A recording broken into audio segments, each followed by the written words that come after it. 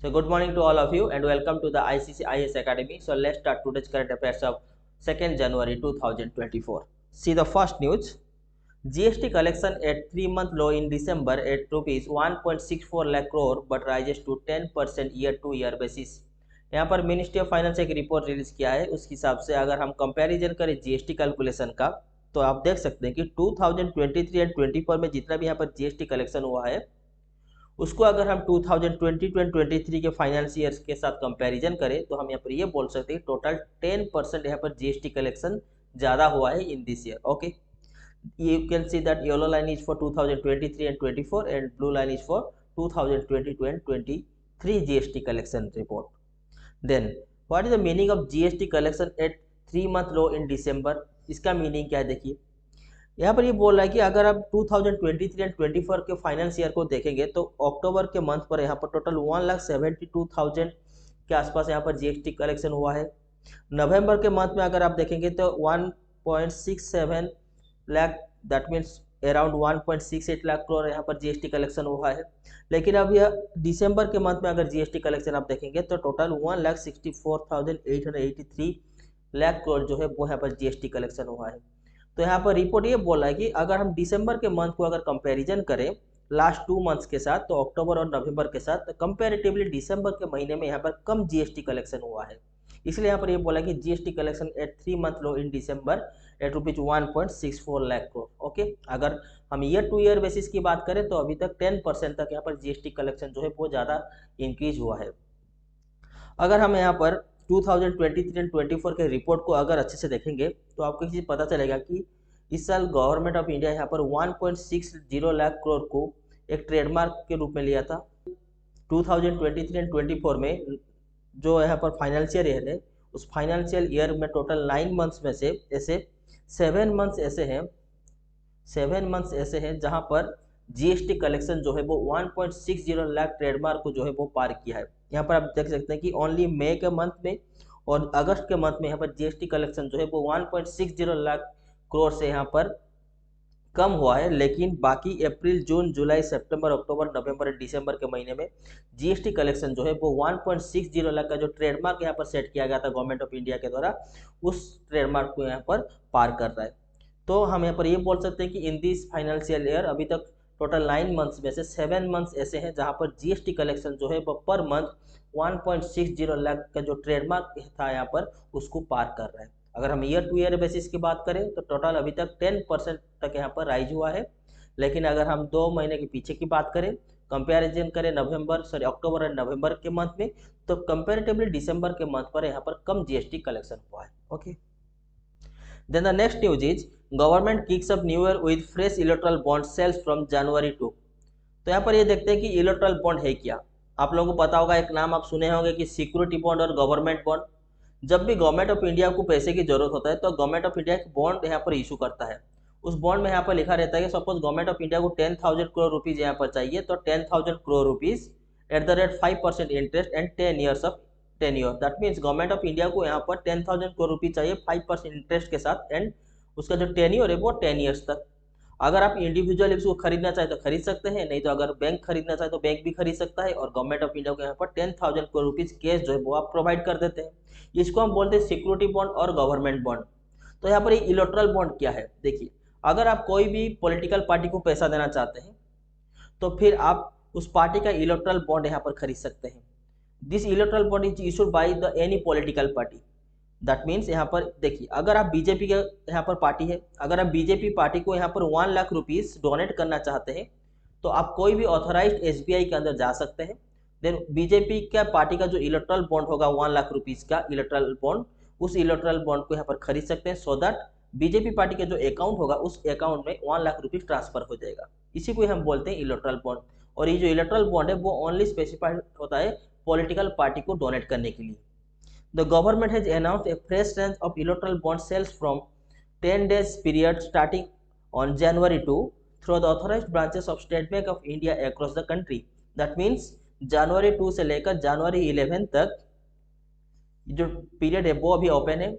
तो यहाँ पर आपको सारे एसबीआई ब्रांचेस के अंदर ये देखने को नहीं मिलेगा. जो भी ऑथराइज्ड एसबीआई है ब्रांचेस है, उस ऑथराइज्ड एसबीआई ब्रांचेस के अंदर ही आपको इलेक्टोरल बॉन्ड आपको मिलेगा। अगर आप यहाँ पर कोई भी पार्टी को डोनेट करना चाहते हैं तो उस पार्टी का इलेक्टोरल बॉन्ड को आप खरीद सकते हैं, सो दैट आप जितने भी रुपीज़ का इलेक्टोरल बॉन्ड को खरीदेंगे उतना रुपीज़ उस पार्टी के अकाउंट में यहाँ पर डिपॉजिट हो जाएगा। और जो इलेक्टोरल बॉन्ड है वो आपका 1000, 10,000, 1 लाख, 10 लाख, 50 लाख एंड 1 करोड़ का इलेक्टोरल बॉन्ड यहाँ पर अवेलेबल है। अगर आप 1 करोड़ यहाँ पर डिपॉजिट करना चाहते हैं तो 1 करोड़ का इलेक्टोरल बॉन्ड जो है वो आप खरीद सकते हैं, सो दैट 1 करोड़ रुपीज़ जो है वो उस पार्टी के अकाउंट में चले जाएगा, डिपॉजिट हो जाएगा। नेक्स्ट और एक कंडीशन है, लेट सपोज यहाँ पर कोई पर्सन एक्स है जो यहाँ पर 1 करोड़ रुपीज़ यहाँ पर डोनेट करना चाहता है, तो उस कंडीशन है कि ये जो एक्स है उसका एसबीआई के अंदर जो भी यहाँ पर अकाउंट होगा उस अकाउंट अभी यहाँ पर KYC अपडेट होना जरूरी है। अगर ये पर्सन एक्स का एसबीआई के अंदर जो अकाउंट है वो अकाउंट KYC अपडेटेड नहीं होगा तो फिर वो इलेक्टोरल बॉन्ड जो है वो खरीद नहीं सकता है। इसीलिए इलेक्टोरल बॉन्ड खरीदने से पहले आप अपने अकाउंट का जो KYC है उस KYC को यहाँ पर अपडेट कर दीजिएगा। Then the next point is, this is the 30th tranche of bond issuance under the electoral bond scheme that was launched in 2018 to clean the system of political funding and is being scrutinized by the Supreme Court. Supreme court के पास यहाँ पर ये case pending है। जो opposition party है वो यहाँ पर ये बोलते हैं कि 2018 में गवर्नमेंट ऑफ इंडिया जो इलेक्टोरल बॉन्ड यहाँ पर इशू किया था वो अनऑथराइज्ड बॉन्ड है, इसीलिए इसके ऊपर केस जो है वो अभी भी सुप्रीम कोर्ट के पास चल रहा है। इसलिए सुप्रीम कोर्ट जो है वो यहाँ पर 28 यहाँ पर देख सकते हैं कि दिसंबर 28 को ये अनाउंस किया था कि अभी भी केस पेंडिंग है, और इसने इलेक्शन कमीशन को ये भी सुझाव दिया था कि जितने भी यहाँ पर इलेक्टोरल बॉन्ड के तहत कोई भी पार्टी के अंदर अगर पैसा ट्रांजैक्शन होता है तो उसका पूरा रिपोर्ट जो है वो सुप्रीम कोर्ट के पास आपको सबमिट करना पड़ेगा। दैट मीन्स कोई भी पार्टी को कितना पैसा मिल रहा है वो लास्टली एग्जामिन कौन करेंगे, सुप्रीम कोर्ट करेंगे। जब तक इसके ऊपर कोई भी फैसला, कोई भी रिजल्ट नहीं आ जाता है तब तक सुप्रीम कोर्ट जो है वो यहाँ पर इसको एग्जामिन करेगा कि कौन से पार्टी के अंदर कितना रुपये जा रहा है। और ये जो रिपोर्ट है वो यहाँ पर सुप्रीम कोर्ट को कौन प्रोवाइड करेगा, इलेक्शन कमीशन, इसी जो है वो यहाँ पर प्रोवाइड करेगा सुप्रीम कोर्ट को। ठीक है। The last 2 tranches of this bond were sold over a fortnight in November and a 10-day period of October 2023 ahead of the 5 state assembly election। अभी कुछ ही मंथ पहले 5 स्टेट का असेंबली इलेक्शन गया था, तो उस असेंबली इलेक्शन से पहले यहाँ पर 2 times नवंबर के मंथ में और अक्टूबर के मंथ में यहाँ पर इलेक्टोरल बॉन्ड जो है वो इशू हुआ था। तो यहाँ पर सुप्रीम कोर्ट भी यही बोला कि दिसंबर 28 को अभी यह अनाउंस किया कि जो भी 5 स्टेट के असेंबली इलेक्शन से पहले जो नवंबर और अक्टूबर के महीने में जो इलेक्टोरल बॉन्ड इशू हुआ था, उस बॉन्ड इशू होने के बाद टोटल कौन से पार्टी को कितना रुपीज़ यहाँ पर डिपॉजिट हुआ है उसके अकाउंट में, उसका रिपोर्ट जो है वो सुप्रीम कोर्ट के पास आप सबमिट कीजिए। कौन सबमिट करेगा, इलेक्शन कमीशन यहाँ पर सबमिट करेगा। The supreme court on December 28 gave the election commission 2 weeks to produce update data on contribution received by political party through the electoral bond। तो यहाँ पर जितने भी सारे रिपोर्ट है वो सारे रिपोर्ट आपको कहाँ पर सबमिट करना पड़ेगा, सुप्रीम कोर्ट के पास सबमिट करना पड़ेगा। तो यहाँ पर और भी एक कंडीशन है जो आपको याद रखना होगा। लेट सपोज यहाँ पर कौन से पार्टी है जो यहाँ पर इलेक्टोरल बॉन्ड इशू कर सकते हैं। सारे पार्टी इलेक्टोरल बॉन्ड इशू नहीं कर सकते हैं।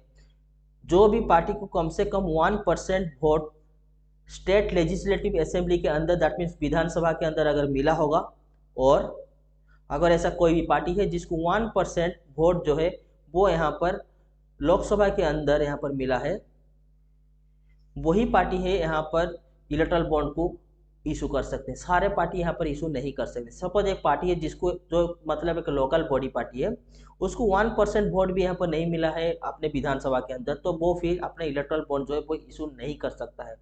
तो इलेक्टोरल बॉन्ड को इशू करने के लिए यहाँ पर एक कंडीशन भी है, कोई भी लोकल पार्टी हो या नेशनल पार्टी हो, उसको पास कम से कम 1% वोट जो है वो विधानसभा में होना चाहिए, नहीं तो 1% वोट जो है वो लोकसभा के अंदर उसके पास होना चाहिए। अगर उतना भी वोट उसके पास नहीं है तो फिर वो इलेक्टोरल बॉन्ड जो है वो इशू नहीं कर सकता है।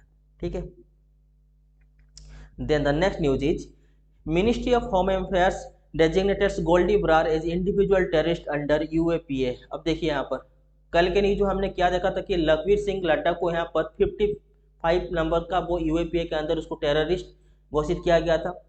आज यहाँ पर मिनिस्ट्री ऑफ होम अफेयर्स जो है वो और एक यहाँ पर पर्सन को UAPA के तहत टेररिस्ट घोषित किया है, जिसका नाम है यहाँ पर गोल्डी ब्रार। और गोल्डी ब्रार का ओरिजिनल नाम जो है वो है सतविंदर सिंह एलियस। और देखिए union ministry of home affairs on January 1 declared Canada based Satvinder Singh alias Goldie Brar an individual terrorist under the Anti-Terror Unlawful Activities Prevention Act UAPA। जो यहाँ पर कल हम न्यूज़ पढ़े थे कि लखवीर सिंह लड्डा को यहाँ पर 55 नंबर का वो था यूएपीए के अंदर इंडिविजुअल टेररिस्ट, तो यहाँ पर गोल्डी ब्रार जो है वो यहाँ पर बन गया 56 नंबर का यहाँ पर यूएपीए के अंदर इंडिविजुअल टेररिस्ट के हिसाब से। Okay, A notification said that Goldie Brar, a resident of Sri Muktasar Sahib city in Punjab and presently residing at Brampton, Canada, is associated with the BKI। BKI का मतलब क्या है? वो टेररिस्ट ऑर्गेनाइजेशन है एक खालिस्तान का, जिसको हम बोलते हैं Babbar Khalsa organisation, a listed terrorist organisation. Okay, BKI का मतलब होता है बाबर खालसा ऑर्गेनाइजेशन। यहाँ पर जो लखवीर सिंह लाडा है वो भी यहाँ पर बाबर खालसा ग्रुप का एक मेंबर था। यहाँ पर गोल्डी ब्रार जो है वो भी यहाँ पर बाबर खालसा ऑर्गेनाइजेशन जो है कि एक टेरर ऑर्गेनाइजेशन है खालिस्तानियों का, उसका भी एक मेंबर जो है वो भी है आपका गोल्डी ब्रार। इसीलिए गोल्डी ब्रार को भी यूएपीए के अंदर यहाँ पर टेररिस्ट के हिसाब से यहाँ पर उसका नाम को यहाँ पर अनाउंस कर दिया गया है। Then Goldie Brar is the 56th individual terrorist to be prescribed under UAPA since it was amended in 2019। आपको कल हम बताए थे कि यूएपीए का एक्ट जो है वो 2019 में और एक बार फिर से अमेंडमेंट किया गया था। वो अमेंडमेंट होने के बाद यहाँ पर गोल्डी ब्रार जो है वो 56 नंबर का यहाँ पर टेररिस्ट यहाँ पर हो चुका है, आफ्टर 55 नंबर किसका था? आपका लखवीर सिंह लड्डा के बाद। Okay, Then the next news is PSLV C-58 ExpoSat India successfully launched satellite to study black holes from Sriharikota। देख लीजिए यहाँ पर न्यूज़ क्या है। The Indian Space Research Organization successfully launched India's first X-ray polarimeter satellite, जिसका नाम है आपका ExpoSat। इससे पहले वर्ल्ड में ओनली नासा जो है वो यहाँ पर अपना पहला एक्सरे पोलारीमीटर सैटेलाइट्स को लॉन्च किया था। अभी वर्ल्ड में इंडिया जो है वो नंबर 2 कंट्री है जो पहले बार एक्सरे रे को स्टडी करने के लिए एक्सरे पोलारीमीटर सैटेलाइट्स, जिसको हम बोलते हैं एक्सपोसेट, को यहाँ पर लॉन्चेस किया है श्रीहरिकोटा से। Okay, that would offers insights into celestial objects like black holes on board a polar satellite launch vehicle rocket from Satish Dhawan Space Center in Sriharikota on Monday। The PSLV C-58 rocket in its 60th mission successfully deployed payloads ExpoSat into low Earth orbit, said the ISRO। That means यहाँ पर ExpoSat जो satellites है उस satellites को यहाँ पर लो earth orbit में ही यहाँ पर एस्टेब्लिश किया जाएगा। ठीक है, Then the next point, ExpoSat is only the second space-based experiment to study X-ray polarization and at higher X-ray energy than other NASA's imaging X-ray polarimeter explorer। That means यहाँ पर x ray polarisation के ऊपर study करने के लिए और higher x ray energy के ऊपर स्टडी करने के लिए जो यहाँ पर नासा अपना एक्सपोसेट सैटेलाइट को भी लॉन्च किया है। इससे पहले ओनली नासा ने ही यहाँ पर एक्सरे पोलराइजेशन के ऊपर और एक्सरे एनर्जी के ऊपर जो भी स्टडी करने के लिए अपना सैटेलाइट जो है वो पहले लॉन्च किया था। ठीक है, देन एक्सपोसेट सैटेलाइट्स के बारे में थोड़ा जान लेते हैं। देखिए, एक्सपोसेट जो सैटेलाइट्स है उसका 2 पेलोड्स होते हैं। पहला जो पेलोड्स है वो उसको हम बोलते हैं पॉलिक्स, एंड जो सेकंड पेलोड है उसको हम बोलते हैं एक्सपेक्ट। ये जो पॉलिक्स पेलोड है इसको यहाँ पर डिजाइन किया है रमन रिसर्च इंस्टीट्यूट ने, और यहाँ पर जो एक्सपेक्ट पेलोड है इसको यहाँ पर डिजाइन किया है इसरो का UR राव सैटेलाइट सेंटर। ठीक है, आपको ये चीज़ याद रखना होगा कि एक्सपोसेट सैटेलाइट का जो 2 पेलोड्स हैं, पहला पेलोड का नाम पॉलिक्स है और उस पेलोड को यहाँ पर डिजाइन कौन किया है? रमन रिसर्च इंस्टीट्यूट ने। सेकंड पेलोड का नाम है एक्सपेक्ट और इसका जो पेलोड है इसको यहाँ पर डिजाइन किया है UR Rao satellite centre. Okay, then देखते हैं कि जो पॉलिक्स पेलोड है इसका फंक्शन क्या है। देखिए, जो पॉलिक्स पेलोड है उसका फंक्शन ये है कि will track X-ray rays in the 8 to 30 kilo electron volt energy range. That means जो भी यहाँ पर एक्सरे रेज का जो यहाँ पर एनर्जी रेंज 8 से लेकर 30 किलो इलेक्ट्रॉन वोल्ट तक होगा, उसी एक्सरे रेज को यहाँ पर ट्रैक करेगा कौन? POLIX payload. And observe emission from around 50 sources in 5 years। That means total ऐसे 50 सोर्सेज हैं, उन 50 सोर्सेज से एक्सरे रेज जो है वो स्कैटर्ड होता है। उन्हीं 50 सोर्सेज को यहाँ पर एग्जामिन करने का काम 5 साल तक कौन करेगा? पॉलिक्स पेलोड जो है वो करेगा। देन हम देखते हैं कि एक्सपेक्ट पेलोड का काम क्या है। Will study X ray rays of energy 0.8 to 15 kilo electron volt. That means POLIX जो है वो 8 to 30 किलो इलेक्ट्रॉन वोल्ट का जो भी यहाँ पर एनर्जी रेंज है उसके ऊपर स्टडी करेगा, लेकिन एक्सपेक्ट जो है वो यहाँ पर कम एनर्जी रेंज के ऊपर यहाँ पर स्टडी करने वाला है। वो है आपका 0.8 से लेकर 15 किलो इलेक्ट्रॉन वोल्ट तक रेंज को। Okay, Together, they are expected to shed light on intense X-ray ray sources such as pulsars and black holes। That means at last हम यहाँ पर ये बोल सकते हैं कि पोलिक्स और एस्पेक्ट का जो पेलोड्स है वो यहाँ पर दोनों मिलके किसके ऊपर यहाँ पर रिसर्च करने वाले हैं, ब्लैक होल्स के ऊपर और पल्सर के ऊपर। आपको एक चीज पता होना चाहिए कि पल्सर जो है वो यहाँ पर क्या होता है। देखिए पल्सर एक ऐसा सेलेस्टिकल यहाँ पर ऑब्जेक्ट है, उस ऑब्जेक्ट में से रेडियो वेव जो है वो यहाँ पर स्कैटर्ड होता है और मैग्नेटिक वेव जो है वो यहाँ पर स्कैटर होता है। दैट मीन्स यहाँ पर ये सपोज एक ऑब्जेक्ट है, उस ऑब्जेक्ट में से यहाँ पर रेडियो वेव जो है वो यहाँ पर स्कैटर्ड होता है, प्लस इस ऑब्जेक्ट के अंदर से मैग्नेटिक वेव जो है वो भी यहाँ पर स्कैटर्ड होता है। इसको हम बोलते हैं कि सेलेस्टिकल ऑब्जेक्ट्स, जिसको हम और भी बोलते हैं पल्सर के नाम पे हम उसको जानते हैं। और यहाँ पर जो यहाँ पर पल्स जनरेट होता है वो होता है आपका 1000 पल्स पर सेकेंड। ये भी आपको याद रखना है कि जो पल्सर है उस पल्सर हम किसको बोलते हैं, एक सेलेस्टिकल ऑब्जेक्ट को बोलते हैं।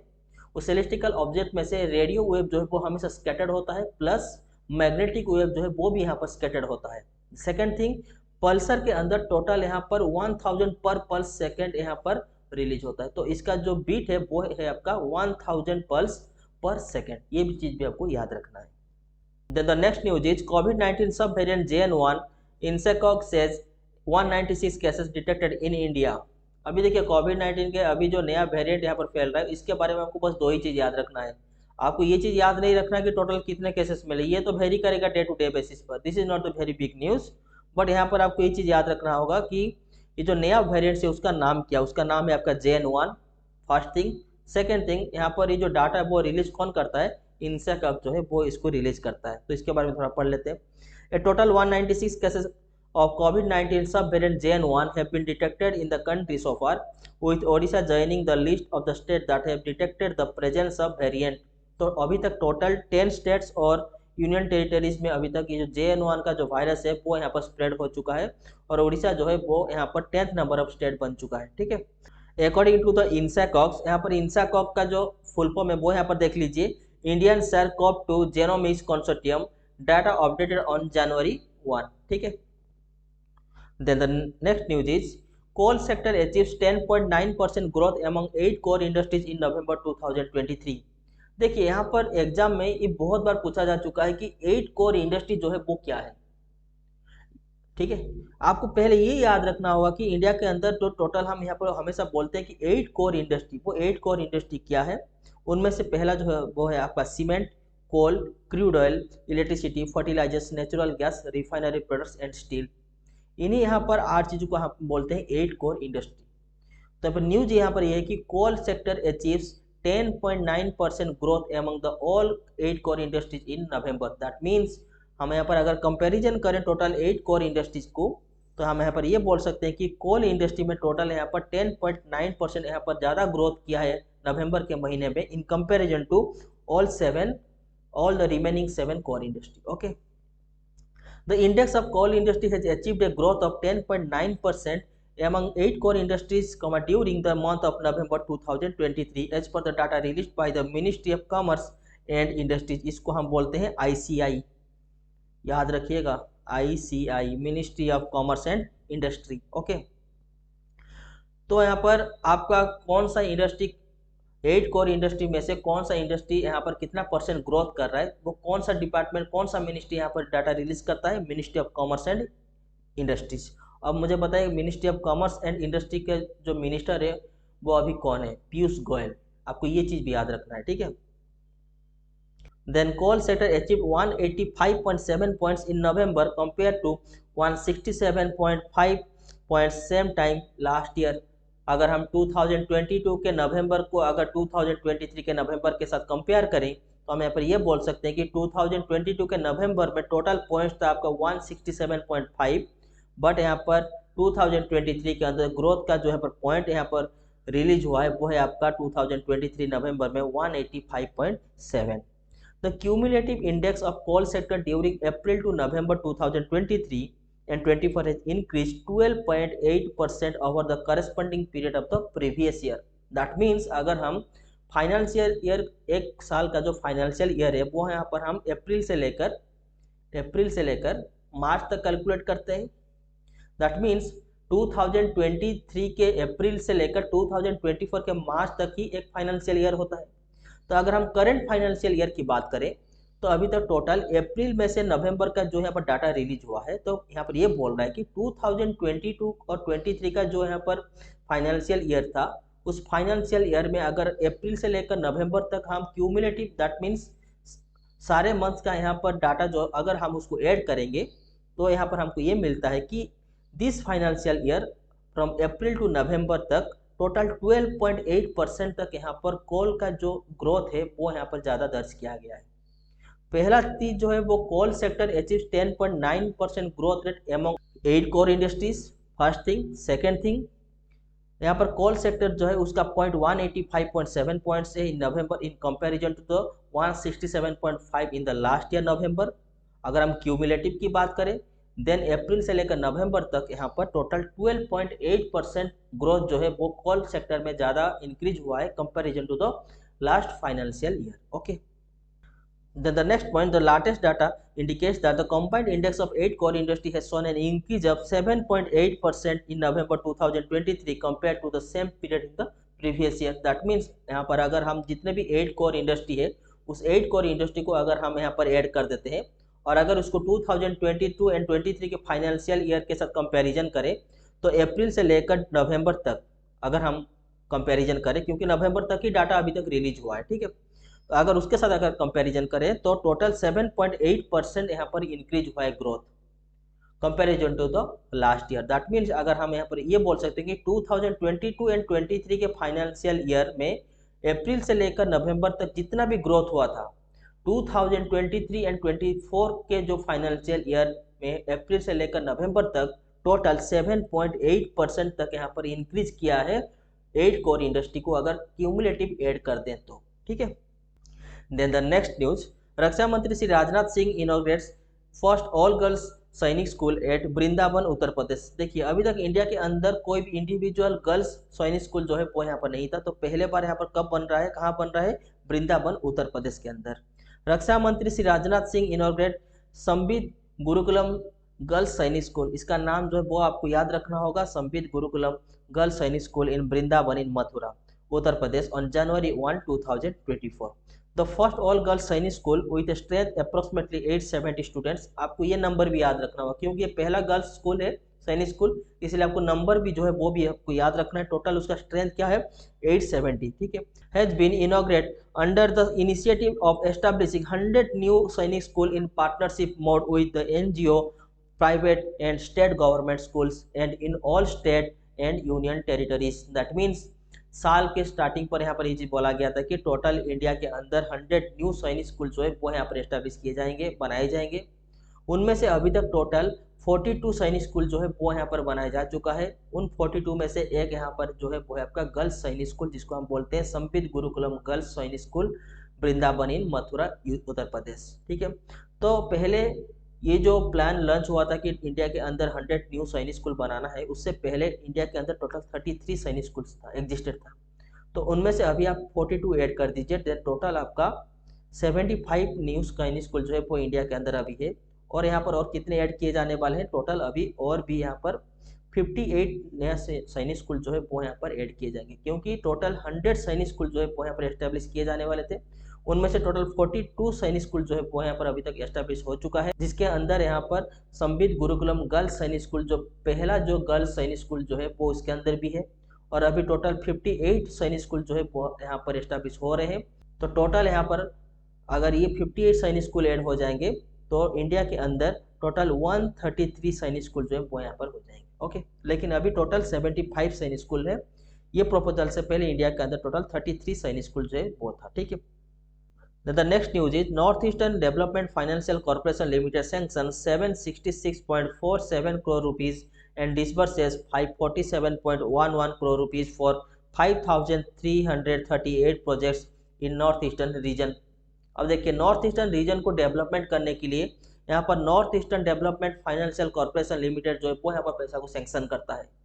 तो इस साल 2023 में ये रिपोर्ट अभी रिलीज हुआ है कि टोटल 2023 में नॉर्थ ईस्ट का जो रीजन है उसको डेवलप करने के लिए टोटल 5,338 प्रोजेक्ट्स के लिए टोटल 766.47 करोड़ रुपीज सैंक्शन हुआ था। उनमें से 547.11 करोड़ रुपीज जो है वो अभी तक डिसबर्समेंट किए जा चुके हैं।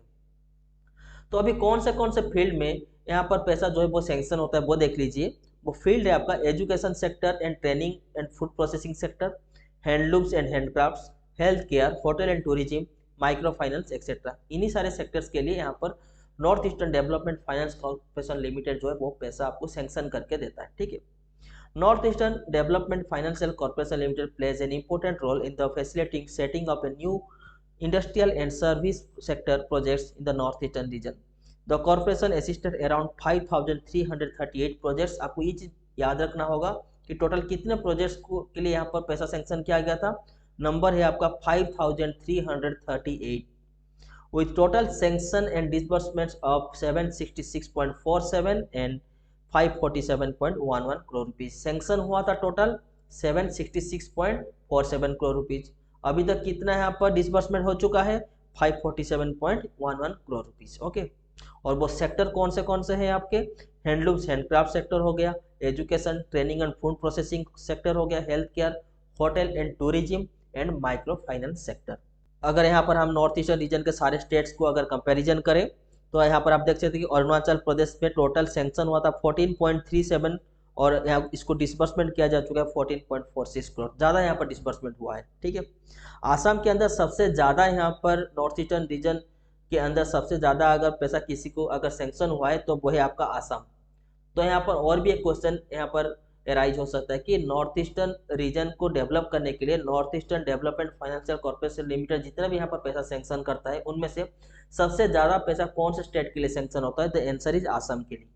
आसाम के लिए टोटल सैंक्शन हुआ था 500 करोड़ रुपीस के आसपास और अभी तक 353.25 करोड़ रुपीस जो है वो अभी तक यहाँ पर डिसबर्समेंट किए जा चुके हैं। ठीक है, देन आपका आसाम के बाद अगर कोई स्टेट्स आता है तो वो है आपका मेघालय। मेघालय के बाद अगर कोई स्टेट्स आता है तो मणिपुर, देन मिजोरम, देन आपका नागालैंड, देन आपका त्रिपुरा, देन आपका सिक्किम। ठीक है, आपको यहाँ पर ये जो डाटा है इस डाटा को याद करने की जरूरत नहीं है।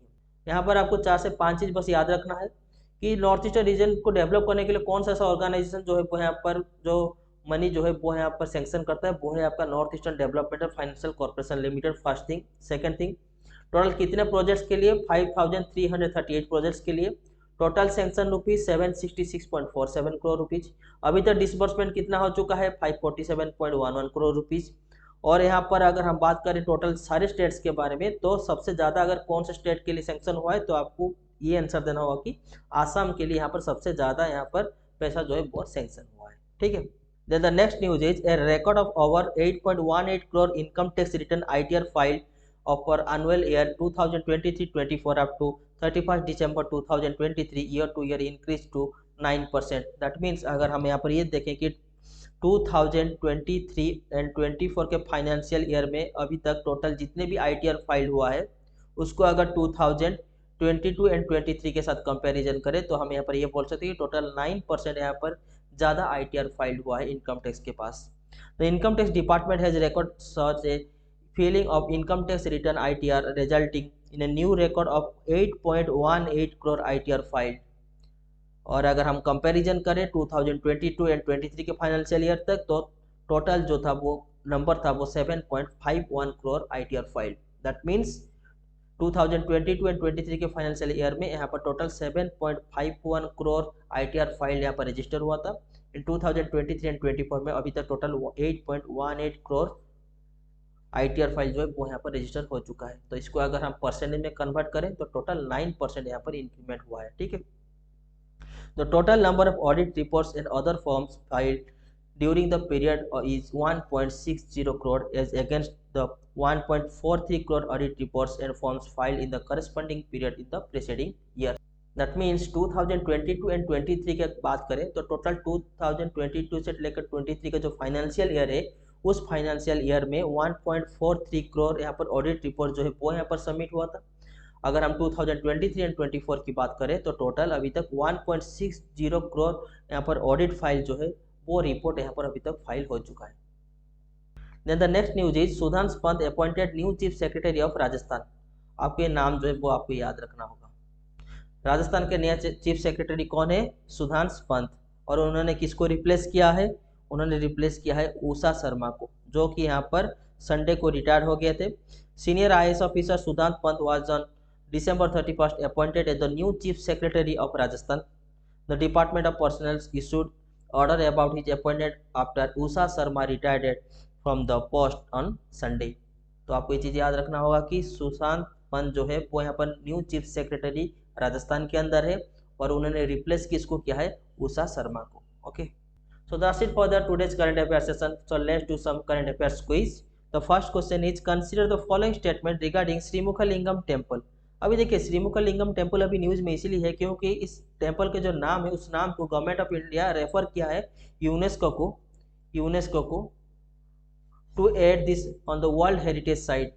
वर्ल्ड हेरिटेज साइट की जो लिस्ट है उस लिस्ट में इसको ऐड करने के लिए श्रीमुखलिंगम टेम्पल के जो नाम है उस नाम को गवर्नमेंट ऑफ इंडिया यूनेस्को के पास यहाँ पर प्रस्ताव भेज दिया है. इसीलिए अभी ये टेम्पल जो है वो अभी न्यूज में है.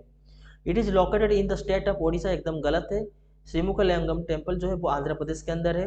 This temple is build in the Kalinga architecture style, एकदम सही है. और इसको बनाया कब थे, 9th सेंचुरी में. यहाँ पर ईस्टर्न गंगा डायनेस्टी जो था वो गंगा डायनेस्टी यहाँ पर श्रीमुखलिंगम टेम्पल को बनाए थे. तो ऑप्शन 3 जो है वो भी यहाँ पर सही है. How many of the statements given above are correct, option 2 and option 3 दोनों सही है. तो यहाँ पर टोटल 2 स्टेटमेंट्स हो गया जो यहाँ पर सही है. फर्स्ट स्टेटमेंट जो है वो यहाँ पर रॉन्ग है क्योंकि this is located in Andhra Pradesh state. Then the next question is, which one of the following statement describe the green deposits best. देखिए ग्रीन डिपॉजिट्स अभी न्यूज में किस लिए, वो पहले देख लीजिए. ग्रीन डिपॉजिट इसलिए अभी न्यूज में है क्योंकि आरबीआई जो है वो सारे बैंक्स और नॉन बैंकिंग फाइनेंस एनबीएफसी को यहाँ पर जितने भी सारे बैंक्स है और जितने भी सारे एनबीएफसी संस्था है उनको यहाँ पर ये ऑर्डर दिया कि आप अपने बैंक के अंदर ग्रीन डिपॉजिट को यहाँ पर कैसे एनहांस करेंगे उसके ऊपर जोर दीजिए. तो यहाँ पर ग्रीन डिपॉजिट जो है वो क्या है वो पहले देख लीजिए. ग्रीन डिपॉजिट जो है वो यहाँ पर एक फिक्स डिपॉजिट है. एक जैसे कि आप बैंक में जाकर फिक्स डिपॉजिट करते हैं तो ग्रीन डिपॉजिट भी एक तरफ का आपका फिक्स डिपॉजिट है. इस डिपॉजिट के तहत आप यहाँ पर एनवायरमेंट फ्रेंडली प्रोजेक्ट्स के ऊपर आप इन्वेस्टमेंट कर सकते हैं. दैट मीन्स अगर आप कोई भी एनवायरमेंट फ्रेंडली प्रोजेक्ट्स के ऊपर इन्वेस्टमेंट करना चाहते हैं तो फिर आप यहाँ पर ग्रीन डिपॉजिट के तहत आप इन्वेस्टमेंट कर सकते हैं. तो ग्रीन डिपॉजिट जो है वो भी आपका एक फिक्स डिपॉजिट की तरह होता है. इसमें भी आपको ब्याज मिलता है. दैट मीन्स इसमें भी आपको पर ईयर के हिसाब से कुछ इंटरेस्ट रिटर्न जो है वो आपको मिलते रहता है. ठीक है, तो यहाँ पर 4 ऑप्शन है. कौन सा ऑप्शन सही है वो देख लेते हैं पहले. A green deposit is a fixed deposit that environmentally pollution industries have to pay to top governments to start projects in eco-sensitive zone, एकदम गलत है. A green deposit is a compulsory fee that electricity distribution companies, यहाँ पर electricity distribution companies का नाम ही नहीं है तो ये एकदम पढ़ने की जरूरत भी नहीं है. A green deposit is a fixed amount that bank seeks from RBI. नहीं, बैंक क्यों RBI से सीक्स करेगा. RBI यहाँ पर ऑर्डर देता है सारे बैंक्स को कि आप बोलिए कि जितने भी आपके डिपॉजिटर्स हैं अगर उनको कोई भी एनवायरमेंट फ्रेंडली की प्रोजेक्ट्स के ऊपर इन्वेस्टमेंट करना होगा तो वो यहाँ पर ग्रीन डिपॉजिट के तहत यहाँ पर पैसा डिपॉजिट कर सकते हैं. But a green deposit is fixed amount that bank seeks from RBI, this is wrong. Okay, then the last point, a green deposit is a fixed term deposit for those who want to invest in environmentally friendly projects, एकदम ये सही है. ठीक है, then the next question is, finance commission comes under which article. अब देखिए कल ही हम इसको डिस्कशन किए थे. 16th फाइनेंस कमीशन का यहाँ पर गठन हुआ है जिसका चीफ है आपका अरविंद पनागरिया जी. तो फाइनेंस कमीशन का जो टर्म है वो कौन से आर्टिकल के अंदर आता है. Option A article 4, option B article 244, option C article 56 and option D article 280 and the correct answer is article 280. Then the next question, recently ministry of home affairs banned which political party in Jammu and Kashmir. कल ही हम इसको discussion किए थे. पहला option जमाती इस्लामी Kashmir, Jammu Kashmir Apni party, Tehreek e Hurriyat and Jammu Kashmir people conference. The correct answer is Tehreek e Hurriyat. Option C is the right answer. Then the next question is, on January 1 ISRO launches satellites called x ray polarimeter satellite XPoSat. What is the name of this satellites payload. उसके जो payloads है उसके नाम क्या है. First option is POLIX, second option is ASPEX, third option is expect and fourth option is Hell1 OS and the correct answer is option A and option C. क्योंकि option B ASPEX और Hell1 OS जो है वो है आपका Aditya L1 जो यहाँ पर सन मिशन है उस आदित्य L1 का जो पेलोड है उसका नाम है आपका एस्पेक्स एंड L1 OS। ये जो दोनों नाम है वो है आपका आदित्य L1 जो मिशन है उसका यहाँ पर पेलोड का नाम है, बट एक्सपोसेट का जो सैटेलाइट है उसका पेलोड का नाम है आपका POLIX and XSPECT. So option A and option C is correct. Then the next question is who appointed as secretary of 16th finance commission. अब देखिए 16th फाइनेंस कमीशन का जो चीफ है वो हो गए आपके अरविंद पनागरिया जी, और जो यहाँ पर सेक्रेटरी है वो है आपका Ritwik Ranjan Pandey. Option C is correct. और एक बार हम बोल देते हैं 16th फाइनेंस कमीशन का जो चीफ है वो है आपका अरविंद पनागरिया जी, और उसका जो सेक्रेटरी है वो है आपका ऋत्विक रंजन पांडे। और 16th फाइनेंस के अंदर टोटल 6 मेंबर्स होते हैं। 6 मेंबर में से चीफ का नाम आ गया है और सेक्रेटरी का नाम आ गया, और जो बाकी टोटल 4 मेंबर्स हैं उनका नाम अभी तक रिलीज नहीं हुआ है, वो बाद में यहाँ पर जब रिलीज होगा तो हम आपको यहाँ पर अपडेट कर देंगे। So that's it for the today's current affair session. अगर आपको वीडियो अच्छा लगा तो then like the video and subscribe the channel and share it with your friends and press the bell icon so that whenever I'm going to upload the next video you will get the sudden notification. So see you in the next morning. तब तक के लिए thank you.